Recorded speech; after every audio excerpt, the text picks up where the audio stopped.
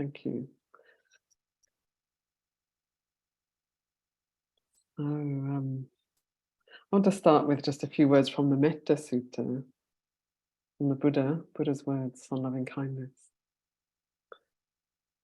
Even as a mother protects with her life her child, her only child, so with a boundless heart should one cherish all living beings, radiating kindness over the entire world, spreading upwards to the skies and downwards to the depths, outwards and unbounded, free from hatred and ill will. Whether standing, walking, seated or lying down, one should sustain this recollection. This is said to be the sublime abiding. So, even as a mother protects with her life her child, her only child. So this is the ideal mother. We may or may not have had the ideal mother raising us. But this is like pointing to that quality of deep love and cherishing, and the ideal mother is not taking issue with how the child is. And also, if you think about, some of you don't have to think about it, you're in it, but taking care of a baby, that's lots of cleaning up poop, lots of sleepless nights, lots of loss of sleep and not being able to, like very chaotic days, and probably, hopefully, lots of love in there too. But just to reflect on, the Buddha's pointing to this unconditional love. It's not saying, if you behave like this, then I'll love you. Or if you're the way I think you should be, then I'll love you. But it's just unconditional love. And in some ways, those words are a little big, unconditional love. And sometimes just even hearing those words, we might think, oh, it's too much, can't manage that. So when I reflect on the quality of metta, it's been a very central practice for me for many years, from pretty much the beginning of my meditation, actually. When I reflect on the qualities of metta, they vary depending on how things are going. So there might be times when they are really radiant, boundless, bright, warm, all-encompassing, limitless, just spreading out there. There are times like that when there's, an extended practice, when the practice has really been developed, then that's accessible, that quality. And then there are times when it's like there's just a little, maybe a tiny little flame in the heart, a tiny little candle flame that's being flickered in the wind, and you kind of have to nurture it and take care of it and make sure it doesn't go out. There's times like that. And there are times when it might feel like that the heart is just like a stone, or an old football or something. There's no capacity for the metta to be generated. So what I've found is that however it may be, whether it's abundant and boundless, or whether it's whether there's just a sense of like, just about managing to stay with this, one of the qualities of metta can be acceptance of things as they are. That has that unconditional quality to it. So it can be ebullient and beautiful and bright, and it can be more subtle. Just like, yeah, I can be with this. I'm okay with this. And then there's the sort of middle ground of a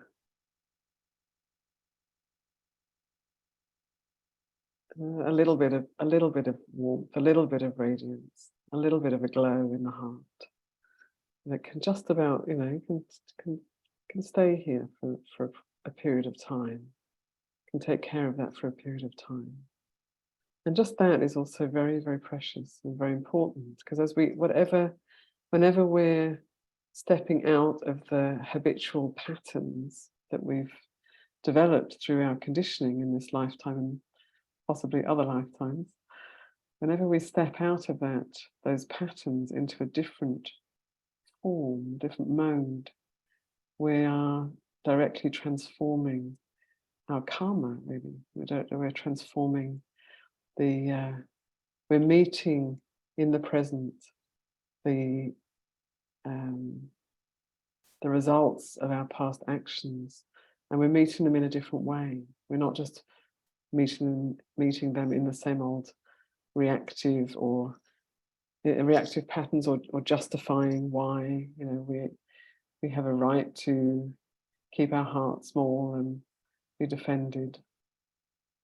So sometimes, in a life, we can go through a lot of difficulty, a lot of pain, a lot of struggle, and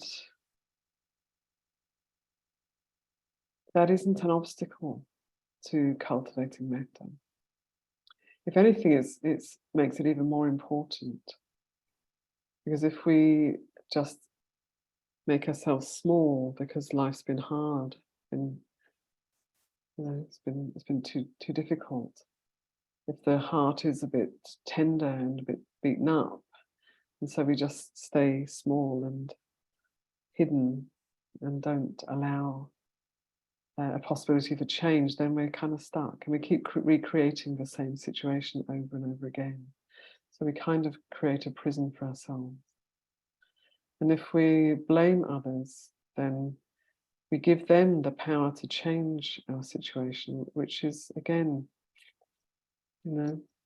rarely does that happen. Sometimes, but often it's we just wait. So the Buddha is reminding us, whether standing, walking, seated, or lying down, in all postures, we can cultivate this quality of metta. We can maintain this quality of metta. And as we do that, the actual experience of our, the actual heart itself is transformed. I don't mean the physical heart, but the chitta, the heart-mind, is transformed through that quality.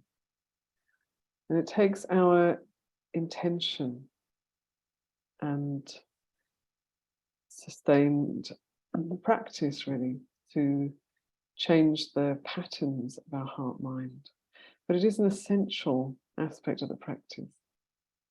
So if we just hold on to the old identifications, limitations, views, then we're just constantly recreating the same old scenarios, the same story, the same me.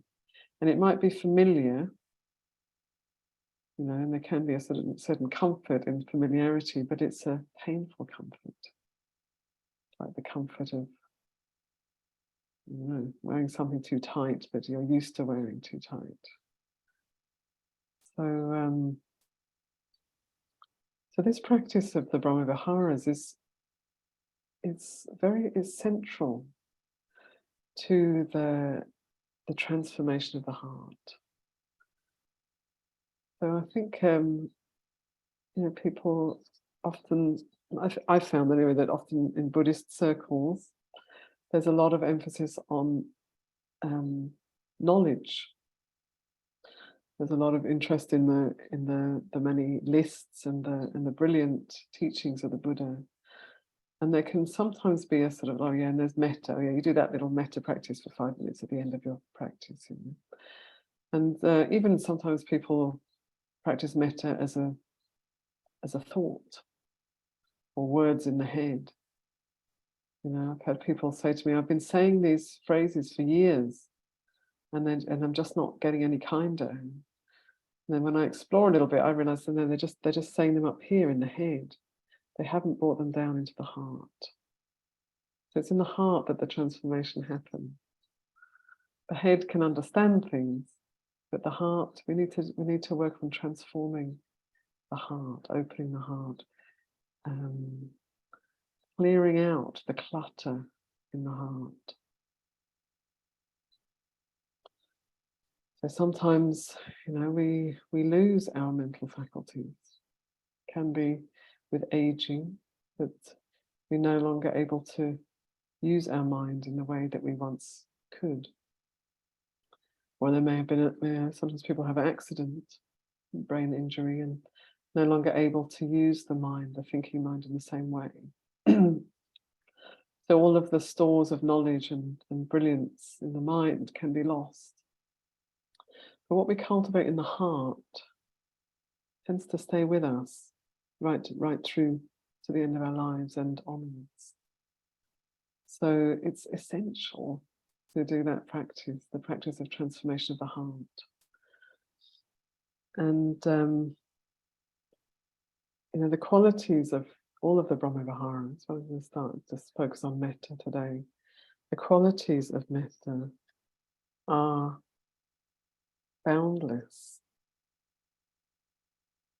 limitless, immeasurable.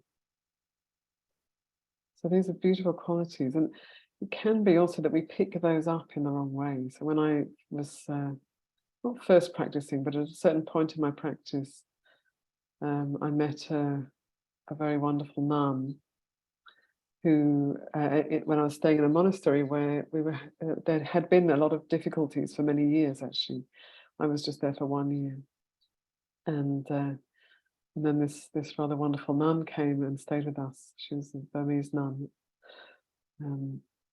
Aya Dipankara, Saila Dipankara, and she said, "Well, there are many big devas in this property. So devas are like celestial beings.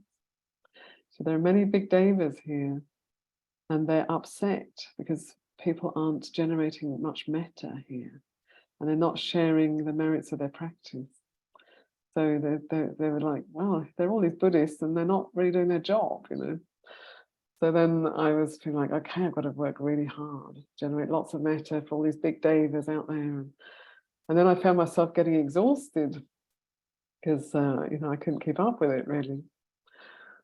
So, we have to find the balance.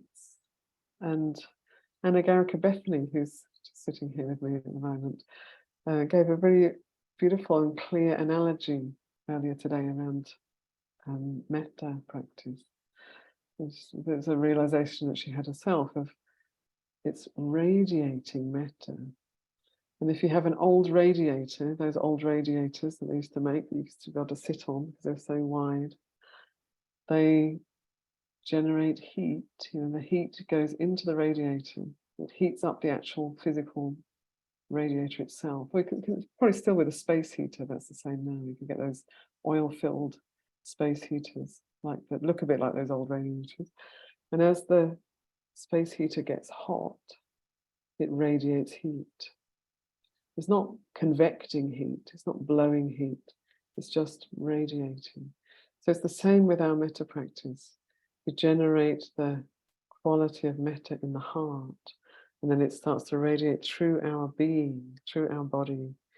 And then because it's been generated, it just naturally radiates out for the benefit of all beings. So not to mistake the radiating for, convection heating, blowing hot air. It's not like that. So it's essential to take care of our heart mind. It's an essential aspect of the practice, and it's an ongoing practice. Just like if we never clean, if we have a big clear out, we get rid of lots of stuff, and we have a lovely clean house with just the things we like in it. And it's really nice, and then we carry on accumulating. I'm a bit of an accumulator. We carry on accumulating. Oh, there's that nice thing. And I thought, oh, that thing. Oh, so gave me that. And after a while, our house gets cluttered and dirty. We're not cleaning it out. So it's the same with our practice of the heart practices.